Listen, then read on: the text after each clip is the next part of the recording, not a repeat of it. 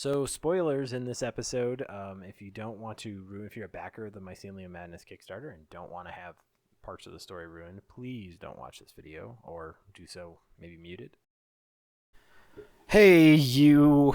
It's me, Jonathan, and I am covering another Mycelium Madness image today. I thought I was done with these, but I got one more left in me, so here it is. So today's drawing is a dragon. What I'm doing here is painting over the top of the thumbnail layer. So for this project, my process was to provide the client with a thumbnail for some of the larger images, and then we did a half resolution image, and that is what I used as the base that I'm painting on top of with another layer. So I just scaled that half resolution image up to actual resolution of the final print file, and on a new layer I am painting over the top of it using my standard method of sampling a lot of colors from the background. I kind of have my colors picked out for the most part. The purple is going to represent the infection of mushrooms sort of crawling all over this dragon. So this eventually will be a dragon. It's not quite there yet in this picture. For this image, I wanted the dragon. I had several images that I bounced off, but we ended up deciding on this one, or at least I think we did. My mileage may vary. At least I think we did. I may end up having to do a different one of these. I'm not sure. But for this one, the idea is the dragon. It's sort of like a Hobbit style moment, or Lord of the Rings, I guess. Any cinematic like moment where you have the little figure in the bottom left, which does not get rendered out in this video. I'll do that probably offline here, assuming this is the one we're going to go with. And the dragon is clawing, kind of furiously screaming, maybe looking for the scared creature, or scared character. The dragon is an important element of the Mycelium Madness Kickstarter, so anatomy was lacking here. So I'm trying to paint in some thumbs, thumb claws, and finger claws.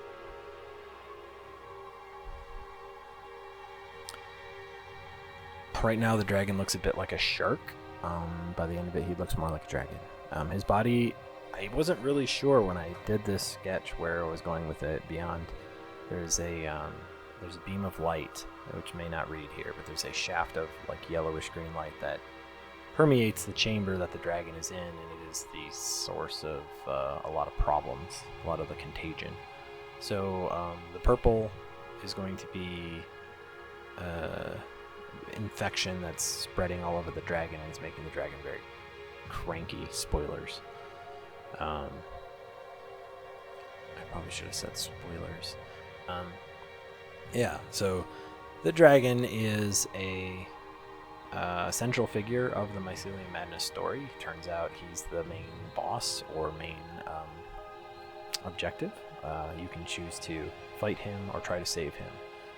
He is a beautiful silver dragon that has been corrupted by the outpouring of, I don't want to just say mycelium, of the outpouring of like fungal madness that's coming out of the portal behind him. So the portal needs to feature in this piece, long story short, so that's what that yellow smudge is back there. Eventually I'm going to paint that out. I didn't do it in this run, but eventually I'm going to paint that out so that it's a little bit more obvious what it is. Checking here for dragons. Actually, dragons are surprisingly hard for me, and I kind of knew that going into it. I told the client it's gonna be on the monstery side of a dragon, but that works out well because of all the infection that's overtaking it.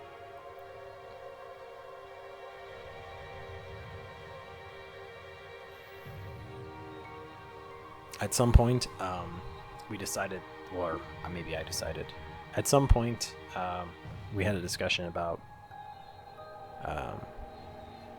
for this particular piece, what am I trying to convey with the dragon? So the emotion I wanted to get across was initially like horror. You are that little dude, and you're like, oh no, big dragon. But hopefully, when it's more painted, I keep saying, in my mind it looks amazing, guys. When it's done, hopefully it reads that I wanted it to look more tragic than terrible. So when he's covered in mushrooms, his face will hopefully look a bit more pained, have a bit more of a pained expression, and his bellowing will make sense. I want him to be blinded, possibly deafened, by these spores just choking out his senses, basically. So he's lashing out in anger and quite upset. But the call of the mushrooms is so great that even this mighty dragon can't resist.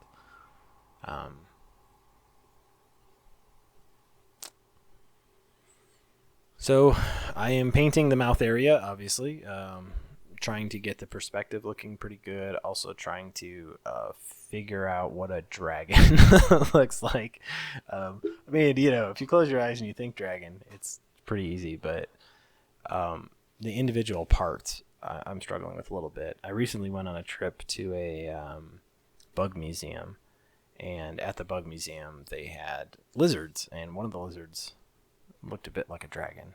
At least his head did. So I'm using him as a template, along with some Google images. So yeah, I wasn't sure which way I wanted the dragon's body to be contorted. I just really wanted his neck to be like, or I just really wanted him to be shouting and leaning forward, and kind of looking ineffectually for the hero or whomever. But right now, all I really have is a head and an arm. I end up deciding to sort of twist his body off to the right, and I'll bring his tail back in, and hopefully it starts to look like at least the implied mass of a dragon there.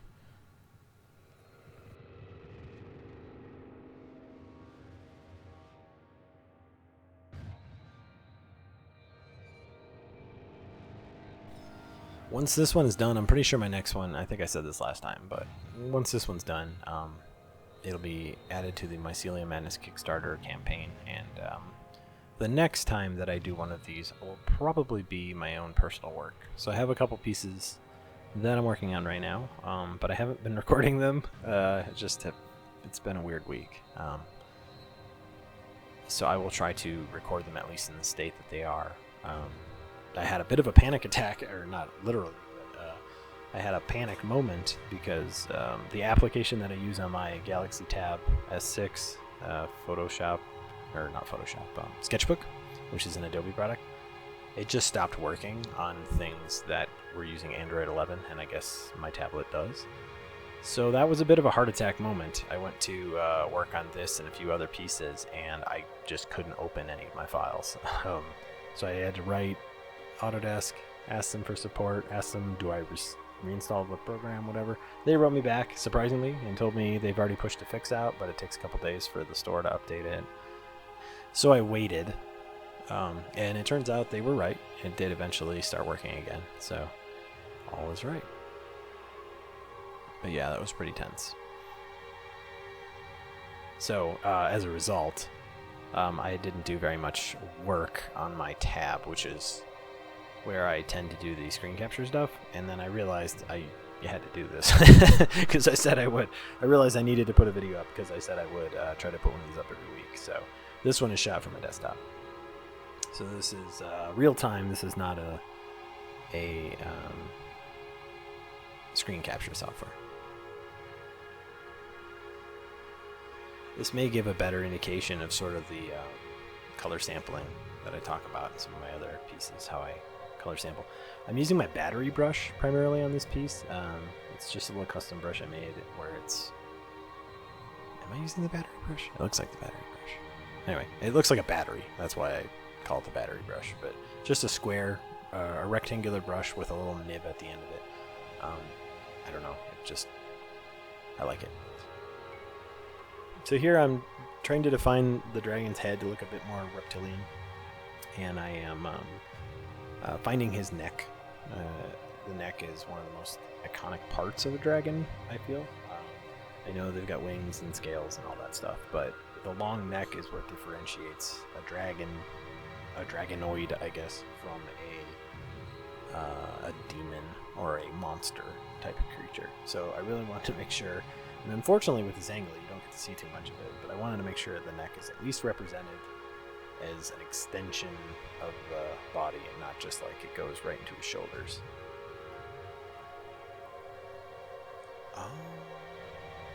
So here I'm attempting to paint in another arm. I paint most of this arm away here in a minute, but I was still just trying to find which way the dragon is oriented. If I were going to do this again, I probably should have done a cleaned up version of this thumbnail before I began. But I really wanted to get to work on this as soon as possible, kind of get it off my plate, because it's something that I know I'm hesitating on because I'm not very good at drawing dragons.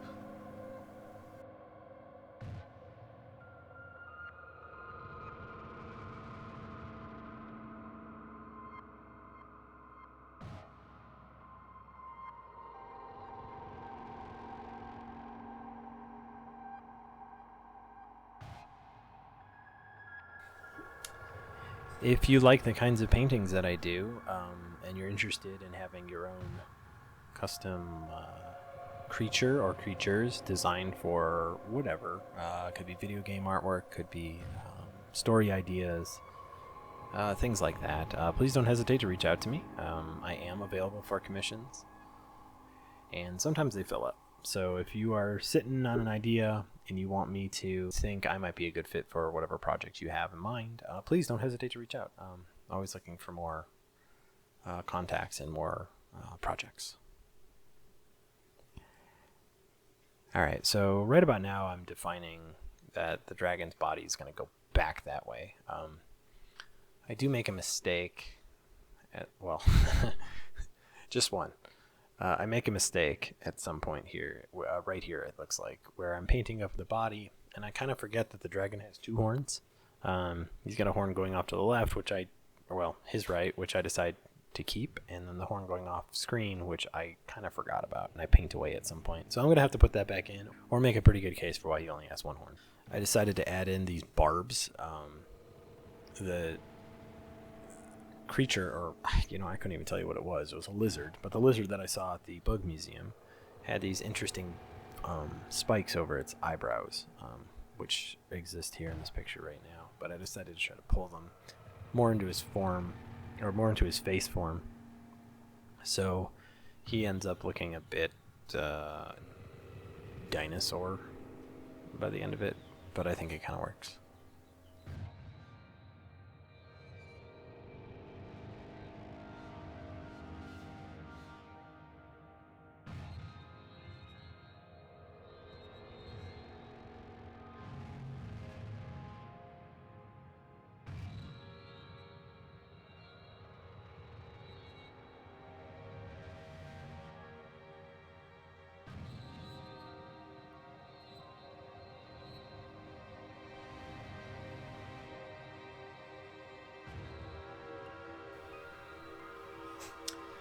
I'm not very good with textures or texture brushes in Photoshop. I know a lot of people not only can use them, but rely on them to achieve various effects. And people that can do that, in my opinion, are super impressive. I don't know what it is about me, but I just cannot really use too many textures or texture brushes. They look too samey.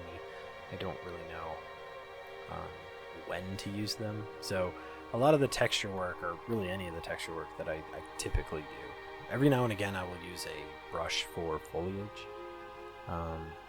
just because it's so repetitive if you're at a certain scale distance away from something. But generally I like to paint. I don't like to. I hate it, but I can't help but paint in all the details with my basic brush set. So I'll use this square battery brush or rectangular battery brush for anything that I want to have a markery kind of look.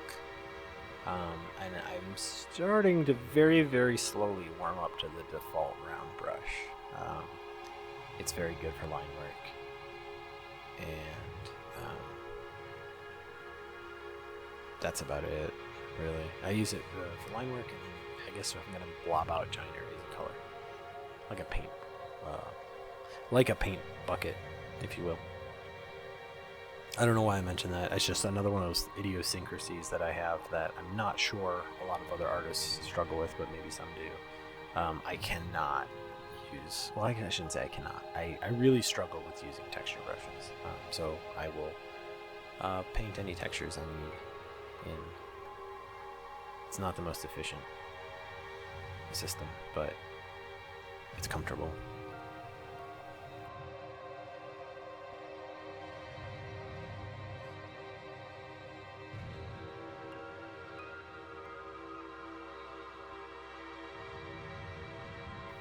So I'm running out of video here, so I'll just get ready to wrap this one up. Remember to like, comment, and subscribe, but only if you did like it, obviously. Once again, I'm going to put a link to my buddy's SoundCloud. Thank you again for letting me use your songs. Hopefully, if you enjoy it too, you will send him some love and go to his SoundCloud and check it out. I'll put links down at the bottom for the Mycelium Madness Kickstarter as well. And of course, you can always find more of my artwork at artstation.com/creaturecraft. Man, is that hard to say. artstation.com/creaturecraft. And yeah, thank you for watching. Kind of a slow and easy one today. Next time I'll have something not Mycelium Madness related, I imagine. Hope to see you then. Bye.